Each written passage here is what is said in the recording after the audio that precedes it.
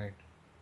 ಅದರಲ್ಲಿ ಕನ್ನಡ ಲಿಪಿಯಲ್ಲಿ ಶ್ರೀ ದೋಷರಾಶಿ, ಶ್ರೀ ಮಾನರಾಶಿ, ಶ್ರೀ ತತ್ವರಾಶಿ ಅಂತೇಳಿ ಅನೇಕ ಕನ್ನಡ ಅಕ್ಷರವನ್ನು ಬರೆಸಿದ್ದಾರೆ. ಹೌದು. ನಮಗೆ ನಾಣ್ಯದಲ್ಲಿ ಕನ್ನಡ ಅಕ್ಷರ ನೋಡೋದು ಮೊದಲ ನಾಣ್ಯ ಅಂದ್ರೆ ಅದು ಬನವಾಸಿ, ಕದಂಬ ಬನವಾಸಿ. ಹೌದು ಸರ್. ಆಮೇಲೆ ಕನ್ನಡ ನಿಮಗೆ ಕನ್ನಡ ಚರಿತ್ರೆ, ಕನ್ನಡ ಅಕ್ಷರ ಚರಿತ್ರೆ ನಿಮ್ಗೆ ಸಿಗೋದೇ ಬನವಾಸಿಯಿಂದ. ಹೌದು.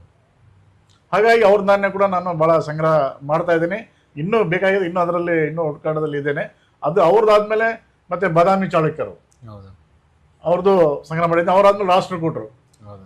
ರಾಷ್ಟ್ರಕೂಟರು ಅವರು ಆಗಿನ ಕಾಲದಲ್ಲಿ ಕನ್ನಡ ಇನ್ನೂ ಸ್ವಲ್ಪ ಇನ್ನೂ ಸ್ವಲ್ಪ ಅಭಿವೃದ್ಧಿ ಆಗಿತ್ತು.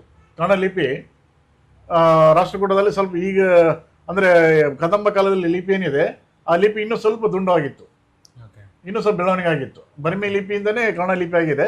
ಈ ಬರಿಮಿ ಲಿಪಿ ಬಿಟ್ಟು ಸ್ವಲ್ಪ ಅದರಲ್ಲಿ ಸ್ವಲ್ಪ ವ್ಯತ್ಯಾಸ ಇತ್ತು ಕದಂಬ ಲಿಪಿಯಲ್ಲಿ. ಆದರೆ ರಾಷ್ಟ್ರಕೂಟ ಲಿಪಿಯಲ್ಲಿ ಬಹಳಷ್ಟು ಬದಲಾವಣೆ ಆಗಿದೆ. ಬಹಳಷ್ಟು ಅಕ್ಷರ ಸ್ವಲ್ಪ ಗುಂಡಾಗಿ ಗೊತ್ತಾಗುತ್ತರ ಇದೆ. ಮತ್ತೆ ಅವರು ನಾಣ್ಯ ಕೂಡ ಬಹಳ ಕಡಿಮೆ. ಅವರು ನಾಣ್ಯ ಕೂಡ ಬಹಳ ವಿರಳ, ಬಹಳ ಅಲ್ಲಲ್ಲಿ ಸಿಗೋದು ಬಹಳ ಕಷ್ಟ. ಅದರ ನಂತರ ಒಂದು 2 ನಾಣ್ಯ ಇದೆ. 2 ನಾಣ್ಯ ಇದೆ. ಇನ್ನು ಮಿಕ್ಕಿದ ನಾಣ್ಯ ಕೂಡ ಅದೇ ರೀತಿ ನಾನು ಸಂಗ್ರಹ ಮಾಡೋದಕ್ಕೆ ಪ್ರಯತ್ನ ಮಾಡ್ತಾ ಇದ್ದೀನಿ.